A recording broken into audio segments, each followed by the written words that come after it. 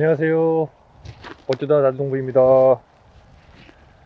자, 또 내일 모레 비 예보가 있어가지고요. 오늘 4차 방제를 진행했습니다. 오늘 4차 방제는 별도로 영상을 촬영하지 않았습니다. 사실 안 한 건 아니고 못했어요. 기존에 있던 3차 방제에 영상 편집을 하지 못해가지고 그 편집을 좀 하느라고 저는 이제 집에서 편집을 해서 이제 업로드를 하고 아버지께서 또 이제 방제 오늘 4차 델란 하고요 스트레이트 방제했습니다. 뭐 델란은 제가 이제 검은별 무늬병, 흑성병이라고 하죠. 거기에 이제 효과가 있는 약제이고요. 스트레이트는 두판나무 진딧물, 그 다음에 가루깍지 뭐 이런 충 관련된 약제입니다. 사실은 이제 충이랑 이런 병이랑 각각 원래 방제하는 게 옳은 방제라고 하더라고요.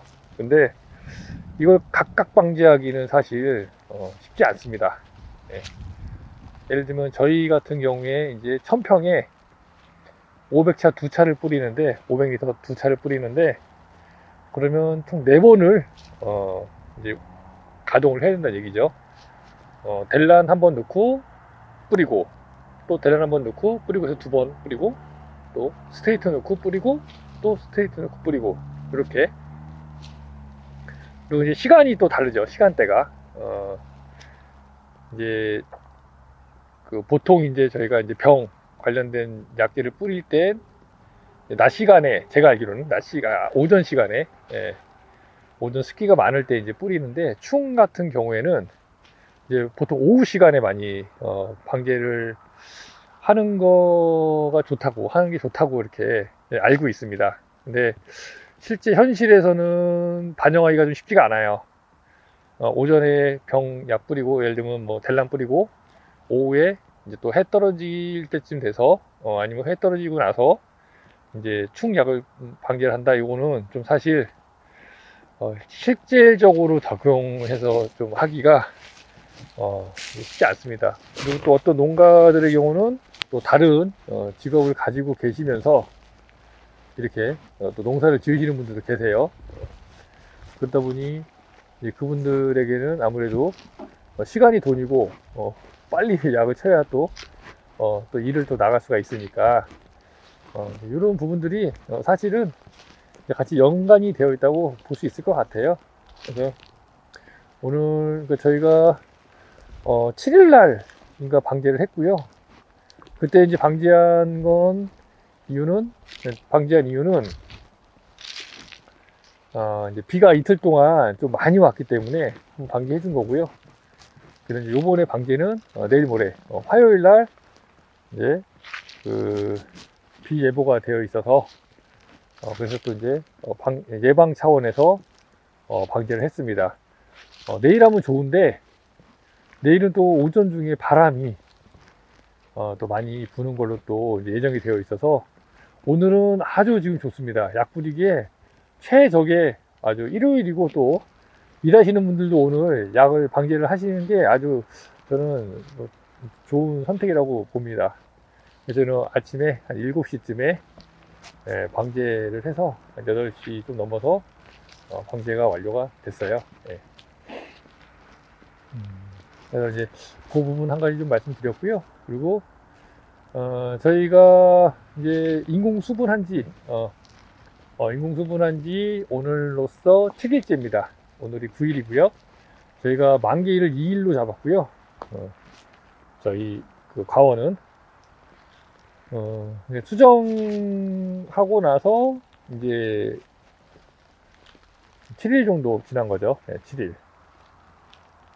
저희가 작년의 경우 젓과를 수정하고 13일 되는 날짜부터 젓과를 시작을 했습니다. 보통 이제 젓과를 완료해야 되는 시기는 한 25일까지, 그러니까 수정하고 나서 25일 안으로 젓과를 해주시는 게 가장 좋습니다. 그 이유는 간단합니다.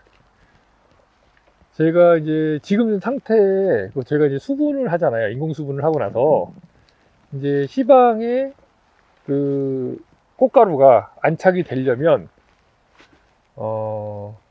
18도 이상에서 2시간 시간이 필요합니다. 그래 원활하게 이제 이동을 할 수가 있어요. 그리고 또 온도가 25도가 이제 넘어가게 되면 또 이제 어려움을 좀 겪습니다. 이동하는데. 그래서 18도 이상 25도 사이가 가장 최적의 온도로 이제 알고 있어요. 그래서 인공수분을 하는 시간은 오전 중에 아침에 이제 어느 정도 좀 약간 물기가 마르면, 왜냐면 제가 이제 인공수분 할 때 이제 이렇게 꽃에다가 딱 터치를 딱 해주지 않습니까? 이제 여기 물기가 많으면 아무래도 면봉이 자꾸 젖어서 인공수분하는 좀 어려움이 있으니까 이제 보통은 한 시간은 한 8시 정도쯤부터 보통 시작합니다. 물론 이제 그날 상태에 봐서 그날 조금 더 이제 뭐 빨리 말랐다 그러면 한 7시 반쯤부터 시작할 수도 있겠지요. 예. 그거는 이제 그 과원 상태를 보고 뭐 바람이 잘 이제 통하거나 이제 이런 경우라면 또 좀 더 빨리, 그리고 또 햇빛을 또 빨리 받을 수 있는 곳이면 좀 더 빨리 할 수가 있을 것 같아요. 그런 부분들이 있고. 근데 이제 지금 상태를 보시면 아시겠지만 지금은 이제 이파리가 많이 났습니다. 이제 보시면 이렇게 잎이 이렇게 많이 났어요. 잎이. 근데 지금 잎이 났다고 해서 얘가 강업성을 못 합니다. 지금 아직은 아직은 강업성을 할 정도의 그 어떤 그런 준비가 되어 있지 않아요. 그럼 지금 이렇게 보시면 얘가 지금 수정이 돼가지고 여기 밑에 보면 수분 돼가지고 이제 여기 시방에 부풀어 오르기 시작합니다. 수정이 안 된 거랑 수정이 된 거랑은 이렇게 차이가 있어요. 여기는 지금 거의 보이실지 모르겠는데 여기 거의 지금 거의 그대로입니다. 얘는. 근데 얘는 지금 부풀어 오르고 있죠. 이렇게. 자, 보시면 요 옆에 있는 얘는 지금 아주 작아요. 시방, 요 부분이 시방인데 작아요. 이 시방이 이제 열매가 되는 부분입니다. 요 꽃잎이 다 떨어지고 나서 이제 위에 있는 것도 다 떨어지고 나서 이제 여기 밑에 꽃받침이 떨어지면 안 빼고, 꽃받침이 붙어 있는 요게 이제 크라운이라고 하는데 왕관이 붙어 있으면 숫배. 그래서 여기 다 떨어져야지만이 이제 안빼가 되는 건데 지금 요 시방 자체가 지금 이제 부풀기 시작했죠. 이렇게 7일째만 돼도 벌써 어제도 요 정도 요거보다 약간 더 작게 부풀어 올랐거든요. 근데 오늘 이제 더 많이 부풀어 올랐고요. 요거는 지금 거의 부풀어 오르지 않았습니다. 얘는 이제 수분이 안 됐다 이렇게 볼 수 있을 것 같아요. 자, 이렇게. 그럼 지금 시기에 이렇게 인공 수분을 하고 나서 얘가 커가는데 그럼 뭐 어떤 양분으로 커가느냐 중요하죠. 예. 그게 바로 이제 저장 양분이라고 합니다. 저장 양분이라는 게 뭐냐면 미리 저장을 해 놓은 겁니다. 이게 뿌리나 아니면 이런 그 본체, 이런데 본체, 그 다음에 요 꽃눈 이런데 이제 저장을 하게 되어 있거든요. 근데 이 저장하는 시기가 있어요. 시기가 언제냐? 추석이 지나고 나서 저장을 시작을 합니다. 그래서 저희는 추석 전에 모든 수확을 완료를 합니다. 그래서 추석 이후로는 배가 없어요. 네. 추석 이후가 아니라 그렇죠. 거의 보통 작년 같은 경우에는 저희가 경매장에 배가 다 나가고 모두 다 출하했기 때문에 다 싹 다 나가버리고 배나무에는 배가 없었죠. 네. 여기 좀 보이시죠? 이렇게 볼록하게 시방이 큰 거를. 지금 상태는 어떤 이런 광합성을 통해서 영양분을 얻어서 얘가 시방이 커지는 게 아니라 이제 인공수분하고 30일 동안은 이 저장 양분을 이용해서 배가 커나가게 됩니다. 그렇기 때문에 저장 양분을 얼마나 많이 모아두느냐에 따라서 이 배, 적과하기 전까지의 배 크기가 얼마나 빨리 자라느냐, 이제 여기서부터 경쟁이 시작이 되는 겁니다. 그래서 보통 저희가 이제 배 농사의 시작은 저장 양분을 모으는 것부터라고 해도 과언이 아닐 것 같습니다. 예. 배를 추석 이후에도 계속 달아 놓는 농가들이 있어요. 네, 그 이유는 저도 알고 있습니다. 배가 안 크기 때문이죠. 추석 전까지 배가 안 컸기 때문에 추석 이후에도 계속해서 배를 키워야 되기 때문에 어쩔 수 없이 이렇게 배를 걸어 놓는 겁니다. 네, 그럼 보통 한 10월 초중순, 올해 된다면 뭐 눈 오기 눈 오기 전이라고 하면 좀 그렇고 10월 말 늦게까지는 10월 말까지도 배를 이제 걸어놓는 농가들이 있습니다. 네. 그러면 이제 그 시기에 뭐 어떤 그 광합성을 하는 양분들은 대부분 다 그 배를 키우는데 소모가 되겠죠. 물론 저장 양분도 쌓입니다. 왜냐면 갈수록 배는 줄어들거든요.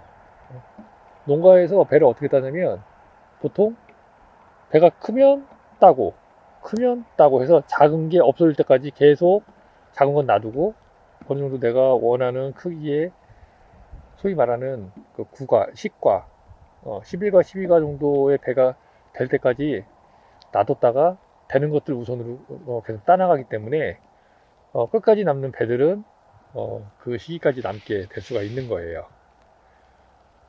그러다 보니까 저장분을 완전히 소모하지는 않지만 충분히 모을 수 없다.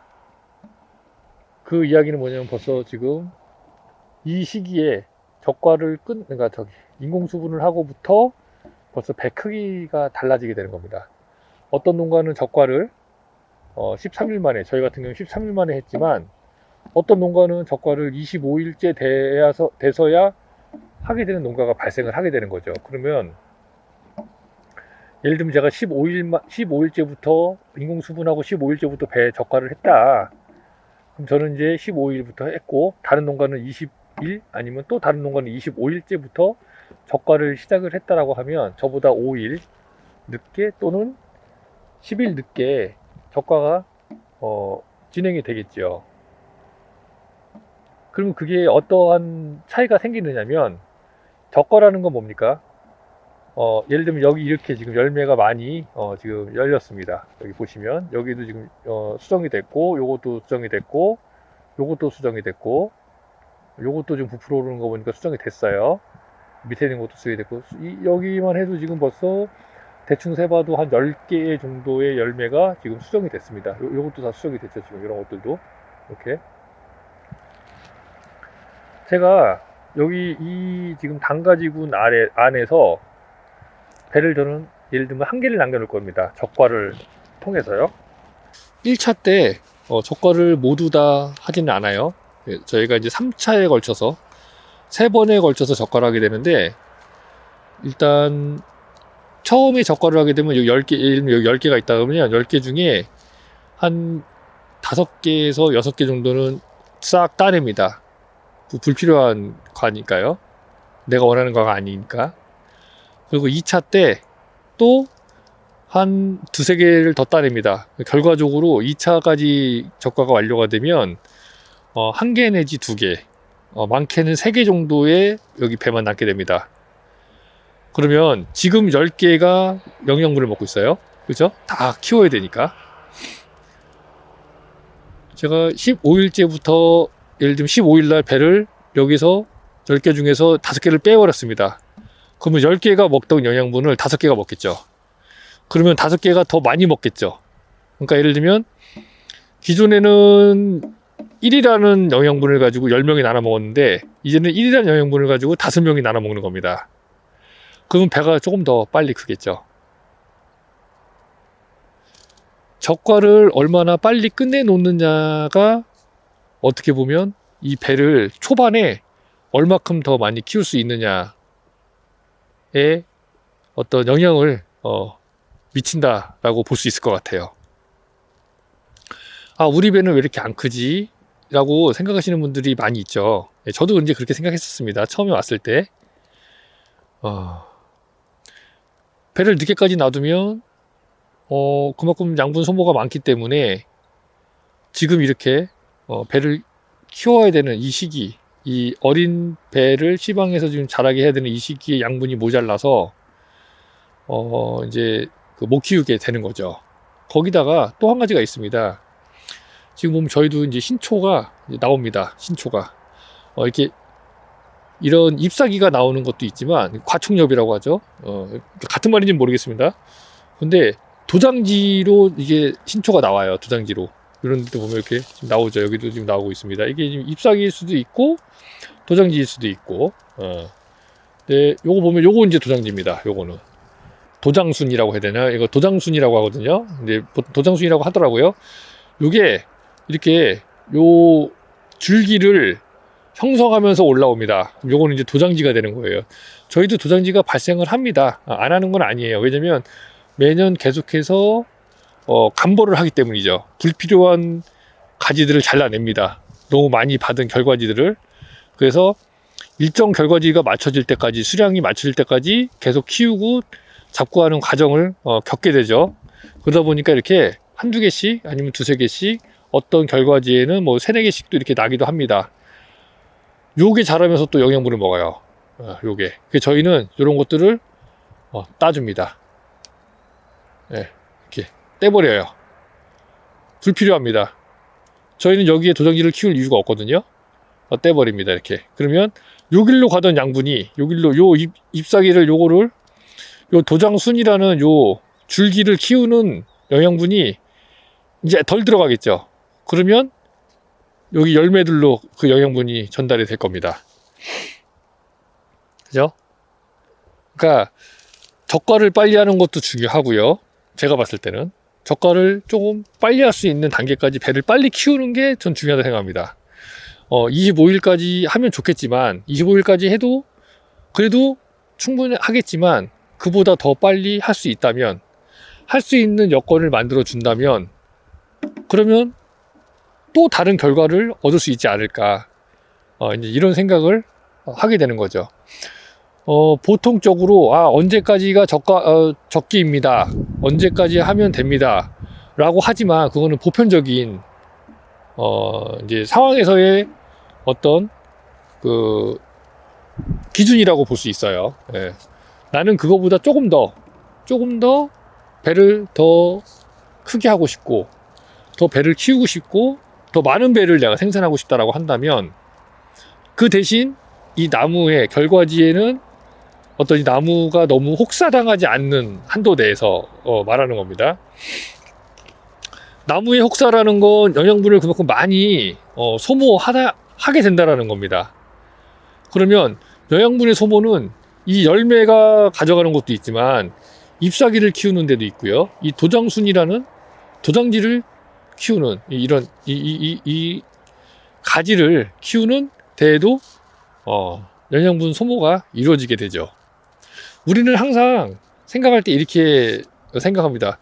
열매를 많이 달면 배나무가 빨리 망가지고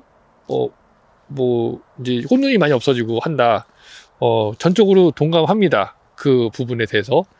근데 그거 플러스 생각해야 될 게 뭐냐. 불필요한 어떤 이런 도장지라든지, 예? 아니면 내가 달지 않아도 되는 열매들이 달려있음으로 인해서 발생되는 소모도 우리가 생각을 해야 된다는 거죠.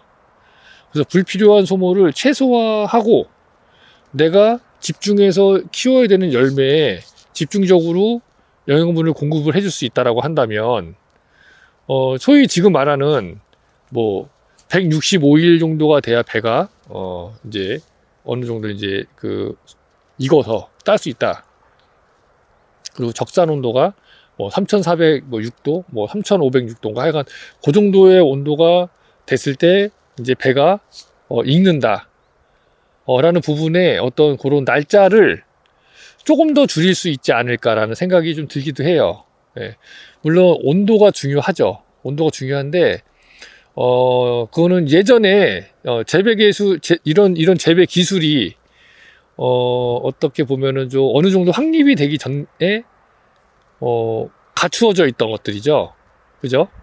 그리고 지금은 예전과 또 달리 온도가 많이 높아졌기 때문에 그런 어떠한 온도를 채우는데, 그러니까 그 온도까지 올라가는데 더 짧은 시간이 걸리기도 할 것 같아요. 꼭 160일, 165일이 아니라 이제는 150일, 140일이어도 어떤 적산 온도, 그 3,400 몇 도였는지 정확하게 지금 기억이 안 나는데, 그 적산 온도를 맞추는데 도달하는 데까지는 더 빨리 진행될 수가 있다는 거죠. 자, 정리 한번 해보겠습니다. 적과를 빨리 하는 게 굉장히 중요하다. 그리고 적과를 빨리 하기 위해서는 저장 양분이 필요하다. 왜? 지금 현재 나와 있는 잎사귀로는 광합성을 할 수 없기 때문에. 광합성을 하더라도 극히 미비하게, 약하게, 조금 하기 때문에. 그러면 저장 양분을 최대한 모을 수 있을 때 모으고, 그러기 위해서는 추석 전에 아니면 추석이 지나고 나서 최대한 빨리, 보통 저희가 이제 그 날짜로 잡을 때 잎사귀가 떨어지기 전 한 20일에서 한 25일 정도, 그게 최대한 길면 길수록 전 좋다고 생각합니다. 전혀 손해가 아닙니다. 왜냐면 양분을 많이 모을 수 있다는 건 그만큼 내가 내년에 배를 키우기 위한, 그리고 내가 내년에 꽃눈을 만들기 위한 준비를 하는 과정이라고 저는 생각을 하거든요. 그래서 최대한 저장 양분을 많이 모으고, 그리고 저장 양분이 소모되는 걸 최소화시키고, 이렇게 함으로 인해서 제가 배나무에서 하나의 배나무에서 착과할 수 있는 착과량의 수를 늘릴 수 있지 않을까, 이런 생각을 한번 말씀드려 보았습니다. 제가 지금 이렇게 말씀드리는 대부분의 것들은 제가 배치원방에서 교육을 받은 걸 토대로 해서 제 나름대로 또 이제 이유를 좀 어느 정도, 좀 물론 이제 들은 것도 있지만, 또 제 나름대로는 또 이런 부분까지 같이 접목을 해서 여러 가지 이러한 것들을 합쳐가지고 이제 좀 말씀을 드려보고 있어요. 그 부분은 좀 참고해 주시면 될 것 같고요.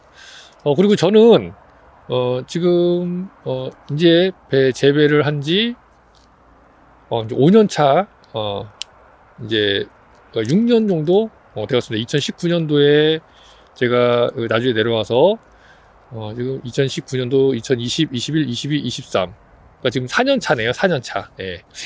4년 차고요. 이제 연차로는 이제 4년 차죠. 19, 20, 21, 22, 23. 횟수로는 5년 차. 그리고 이제 그 연수로는 뭐 4년 차 정도 되는데요.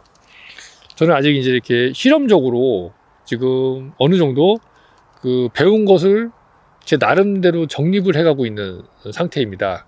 그러다 보니까 어떤 부분에 있어서는 좀 약간 시험적인 부분도 있고, 조금 문제가 발생할 수 있는 소지의 것들도 있을 수 있습니다. 그렇기 때문에 제 말이 다 맞지 않고요.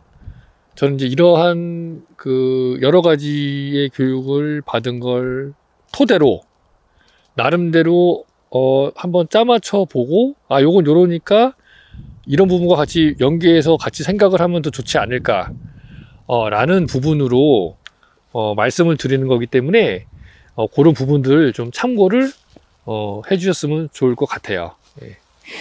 그래서 오늘은 이제 그 제가 적과, 올해는 적과를 제가 봤을 때는 좀 더 빨리 할 수도 있습니다. 제가 13일로 지금 작년에 13일이었지만 작년보다도 저희가 올해 조금 더 빨리, 제가 생각할 때 좀 더 빨리 이루어질 것 같다라는 생각이 드는 이유는 온도입니다. 온도. 지금 그 29일 정도부터 제가 온도 체크를, 그러니까 제가 온도계를 이제 과수원에 3개 정도를 놔뒀어요. 예. 그 전에는 한 4개 막 이렇게 놔뒀었는데, 이제 3개 딱 놔뒀는데, 온도계를 29일 정도부터 이제 확인을 했죠. 낮 최고 올라갈 때 막 33도, 34도까지 올라갔습니다. 온도가. 작년에는 그렇게까지 올라가지는 않았던 것 같아요. 물론 날씨 예보에 보면 온도가 나와 있죠. 걔 온도는 이제 이렇게 그 제가 알기로는 그늘에서 그늘 부분에서 이제 온도 측정을 한 거고, 저희도 이제 햇빛을 바로 보기에는 해놓지 않았지만 이제 아무래도 24기가 이렇게 좀 별로 없기 때문에 아무래도 햇빛을 좀 직선으로 받을 수밖에 없어요. 그거는 곧 내가 지금 해를 받는 거랑 똑같은 거거든요. 지금 내가 지금 이 가온에 나와서 해를 받는 거랑 똑같아요. 그 온도 그대로가 지금 적용이 돼서 올라가는 거기 때문에 저는 날씨 온도보다는 현재 우리 가원의 온도가 지금 몇 도였느냐가 저는 더 중요하다고 생각합니다. 왜냐면 그 온도로 인해서 이 나무나 이 배나무가 꽃을 피고 열매를 키우고 영양분을 광합성을 하고 이런 부분들이 하잖아요. 그죠? 예. 뿌리가 움직이고 내 가원의 온도가 중요하지 어떤 특정 장소의 온도가 중요한 건 아니잖아요. 그래서 이제 온도를 제가 파악했을 때 39 년다 29, 30, 31일, 1일 정도? 1일인가? 하여간 4일 정도가 계속 32, 3도가 넘어갔어요, 온도가. 그러니까 그 얘기는 뭐냐면, 이제 막 개화를 하는 그 시기가 굉장히 급작스럽게 개화가 돼버리고 만개가 돼버리는 상황을 초래하게 됐던 거죠. 그 3, 4일 동안의 온도가. 저는 그렇게 생각을 하거든요. 그래서 올해 그 만개가 된 것도 굉장히 빨랐고, 그리고 만개 이후에 지금도 온도가 아까 전에 확인해 보니까 거의 한 28도, 29도까지 올라가는 것 같더라고요. 어제 아침, 오늘 아침까지는 조금 쌀쌀했지만, 어제는 영하까지 떨어졌고, 오늘은 0도 수준에서 머물렀어요. 영하까지는 안 내려갔고요. 저희 가원의 경우, 온도계 확인해 보니까. 어제 같은 경우에, 어제 오전 새벽에 4시 반쯤에 일어나서, 제가, 온도계를 확인해 보니까 영하 0.6도, 0.5도 막 이렇게 떨어져 있더라고요. 위쪽은 그래도 한 0.1도, 2도 정도, 저 아래쪽은 0.5도, 6도, 영하 0.7도까지 내려갔습니다. 그래서 제가 4시 반쯤 나와가지고 관수를 했습니다. 관수를 하는 이유는 뭐냐?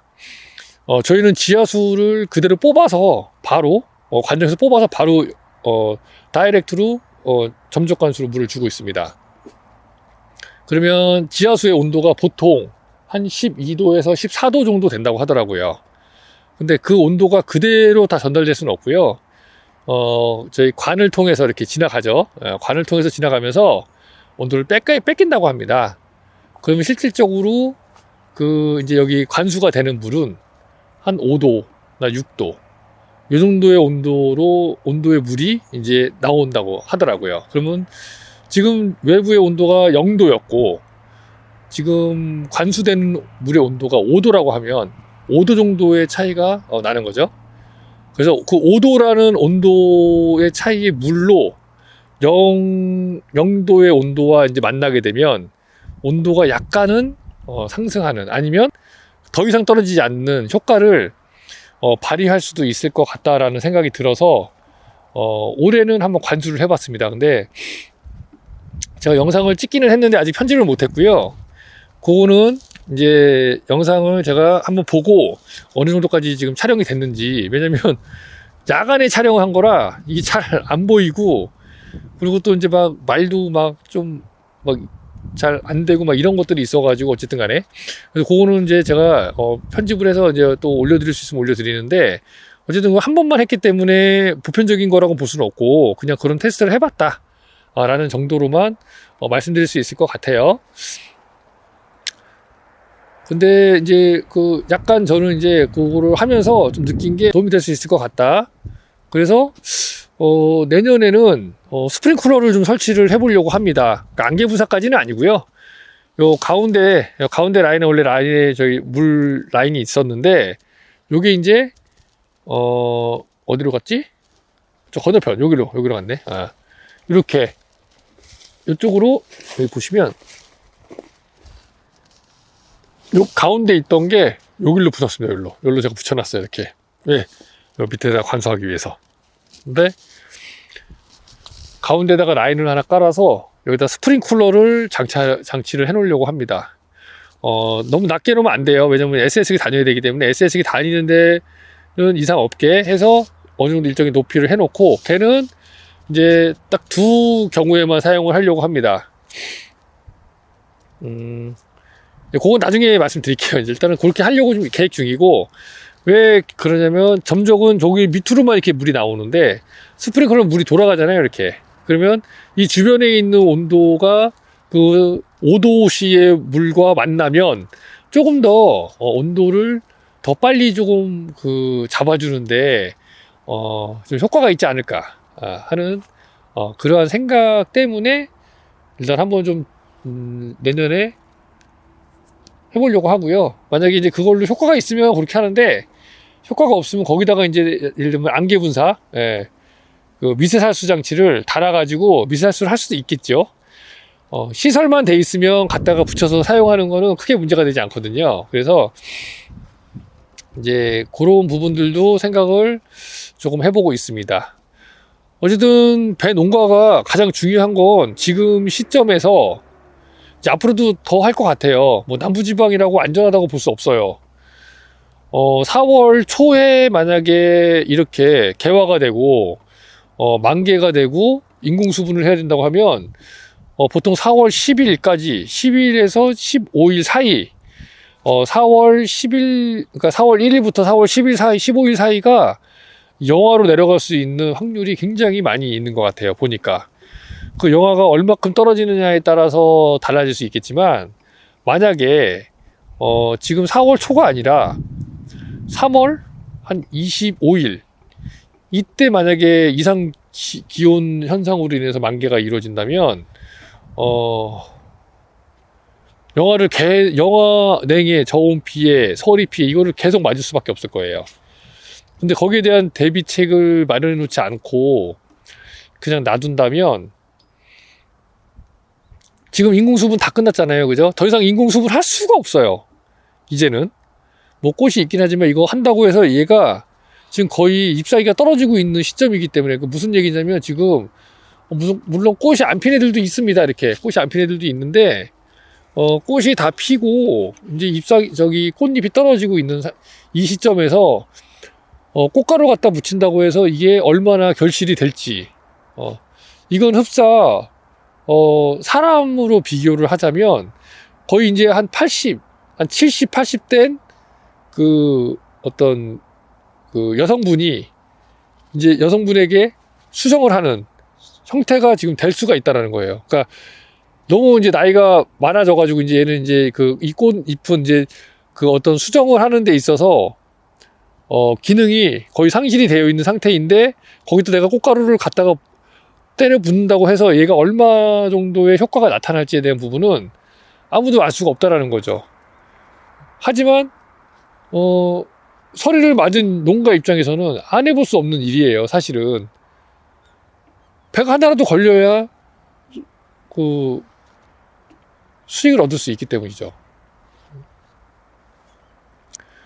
그리고 만약에 서리나 냉해나 저온 피해를 입어가지고 배가 안 걸렸다고 해서 방제를 안 하느냐? 안 됩니다. 방제해야 돼요.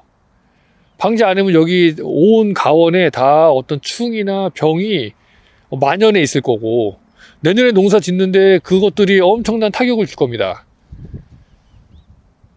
그렇기 때문에 방제를 해야 되는 걸로 저는 알고 있어요. 그럼 결과적으로 방제를 안 할 수 없고 방제를 해야 되는데 배가 없다. 그럼 배가 없는데 방제를 제대로 하겠습니까? 돈을 들여가지고. 나는 올해 설이나 냉해나 저온 피해를 입어서 배를 딸 게 없어요. 여기서 수익을 낼 수가 없어. 근데 1년에 예를 들면 내가 이 농장에 약값으로 한 500만 원을 쓴다. 그 500만 원을 투자하겠냐는 거죠. 빼먹겠죠. 너무 많이 들어가니까 비용이. 여기서 1년 농사 지어서 수확할 배는 없고, 내가 약은 계속 방제를 해야 되고, 그렇기 때문에 꽃가루를 더 사서라도 인공수분을 하는 겁니다. 지금 시기에도. 서리를 맞으면 꽃이 있다. 그럼 무조건 갖다 찍어야 돼요. 저는 그 방법밖에 없다고 생각을 해요. 저희도 그렇게 할 거고, 만약에 지금 올해 같은 경우에 만약에 저희는 뭐 0도에서 멈췄지만 뭐 1.7도 이하로, 영하 1.7도 이하로 뭐 1시간 있었다. 그러면은 다 죽었다고 봐야 되거든요. 물론 살아나는 것들도 살 수 있는 것들도 있겠지만 대부분은 다 타격을 입었을 거라고 보이고요. 그러면 오늘이라도 당장 가서 그 그 수처리 안 해도 되는 꽃가루를 사다가 바람이 불든 뭘 하든 갖다 찍어야 됩니다. 또 왜 아직 꽃이 있잖아요. 아직 수정이 될 수 있을지 없을지 모르지만 꽃이 있습니다. 그러면 갖다 찍어야 돼요. 지금이라도 안 핀 것들도 있어요. 그러니까 찍어야 됩니다. 찍어야죠. 그래야 어찌됐든 간에 인공수분이라는 걸 또 추가로 해서라도 비용을 좀 더 들여서라도 배를 달아야 되는 게 목적이 이제부터 되는 거예요. 저가가 중요한 게 아니고 배를 달아야 되는 게 목적이 되는 겁니다. 이제 그때부터는 목적 방향성이 달라져요. 이게 다 연관이 저는 돼 있다고 보거든요. 그래서 뭐 연소법, 송풍법, 그 다음에 미세살수법, 이렇게 뭐 세 가지로 설이나 냉해 뭐 이렇게 저온 피해 관련돼서 이제 그 어떤 방지 대책이라고 있는데 그 어떤 걸 선택하던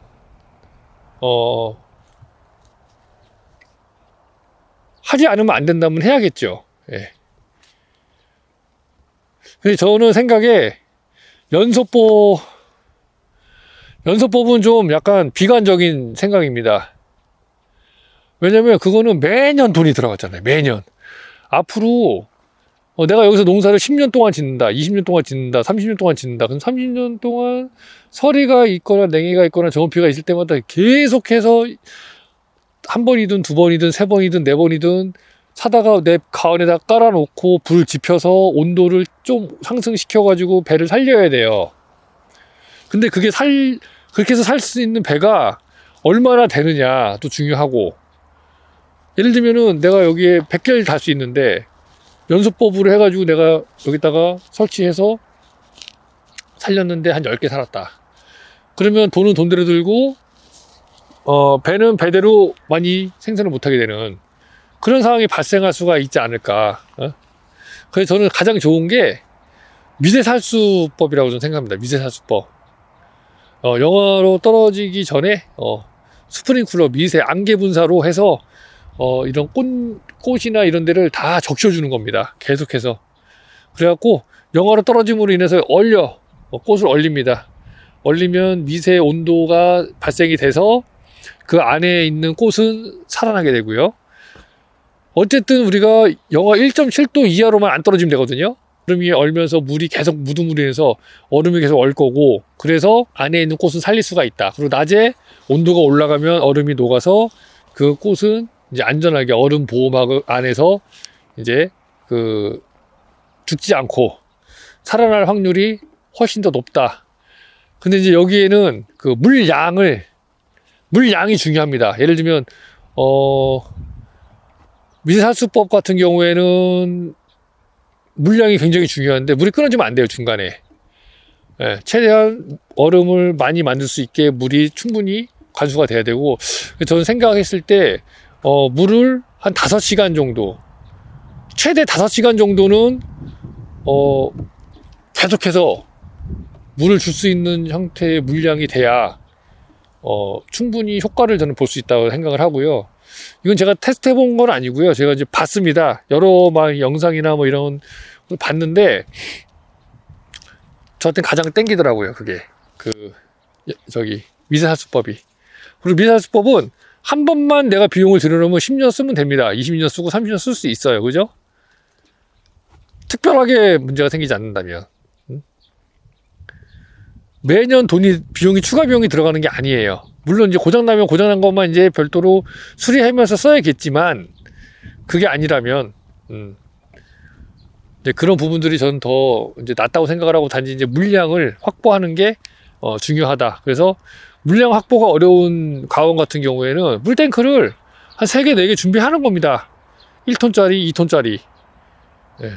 미리 준비해서 설이 오기 전에 이 우리가 그 개화 시기 이때 물량을 충분히 준비해 놨다가 혹시라도 서리가 오면 그때 과감하게 물을 분사해 주는 거죠.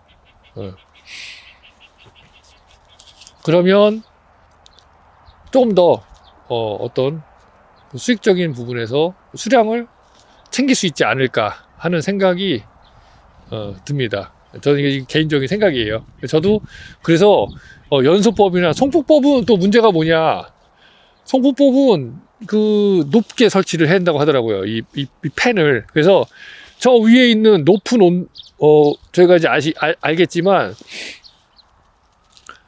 온도가 높으면, 그러니까 따뜻한 공기는 위로 가고 차가운 공기 아래 내려오잖아요. 아래 차가운 공기가 있으니까 위에 있는 따뜻한 공기를 아래로 쏴주는 겁니다. 송풍법이라는 건. 아래로 쏴주면 아래에 있는 차가운 공기가 밀려 나가서 위에 있는 따뜻한 공기랑 이제 순환을 해서 이 아래의 차가운 공기를 따뜻한 공기로 바꿔준다. 이게 송풍법의 원리거든요. 근데 이렇게 하려면 최소 10m 이상은 설치를 해야, 그 높은 데에서 이게 내려와야 공기가 어느 정도 효과가 있고, 그 다음 또 10m 이상이면은, 예를 들면은 바람의 세기도 엄청 커야겠죠. 예. 비용이 엄청 많이 들어요. 시설 설치 비용이 엄청 많이 좀 들어가는 걸로 알고 있어요. 그래서 보통 이제 설치되어 있는 거 보면은 뭐 한 3m, 2m 이제 설치해 놨거든요. 근데 가끔 가다가 보면은 있어요. 그런 저기 송풍법이라고 해가지고 이제 그걸 설치해 놓은 농가를 간혹 보게 되는데, 그렇게 해가지고는 저는 효과가 거의 없다. 돈은 돈대로 들고 효과는 미비하다. 확실하게 효과를 보려면 최소 영하 뭐 한 3도, 4도까지 떨어지더라도 위에 있는 따뜻한 공기를 아래로 충분히 밀어줄 수 있어서 여기 안에 설이나 냉해가 머물지 않고 다른 곳으로 흘러갈 수 있게 해줘야지만이 효과가 있지, 그렇지 않다면은 결국에는 그것도 효과가 없다. 그게 만약에 된다면은, 그게 비용이 적게 들고 한다면 그거 좋죠. 근데 그것도 문제가 뭐냐, 만약에 바람이 많이 분다 그러면은 또 그 프로펠러의 힘이 여기까지 내려와야 되는데 바람이 일로 안 내려오고 자꾸 옆으로 밀려버리면 또 의미가 없게 되는 거니까, 이제 그런 부분들 여러 가지가 하여간 조금 이제 농사를 지으면서, 이 배농사라는 걸 지으면서 설이나 냉해나 저온 피해에 관련돼서 생각을 좀 많이 해야 되는 부분이 있는 것 같아요. 예. 자, 여러 가지를 많이 말씀을 드렸는데 결론은 이제 그겁니다. 저가를 빨리 하는 게 이득이다. 결과적으로. 예. 그리고 설이나 냉해나 동해를 안 받기 위해서 우리가 뭔가를 준비를 해야 된다면 생각을 미리 좀 해야 될 것 같다. 예. 중부지방이나 그 위쪽 지방 분들은 매년 이 부분 때문에 굉장히 고초를 겪는 걸로 알고 있는데, 일단은 오늘은 여기까지만 말씀드리도록 하겠습니다. 네, 어쩌다 아농부였습니다. 감사합니다. 밥 먹고 고접을 오늘 해야겠구나. 고접을 좀 해야 되는데, 오늘 100개는 해야 되는데 100개 할 수 있을까 모르겠네.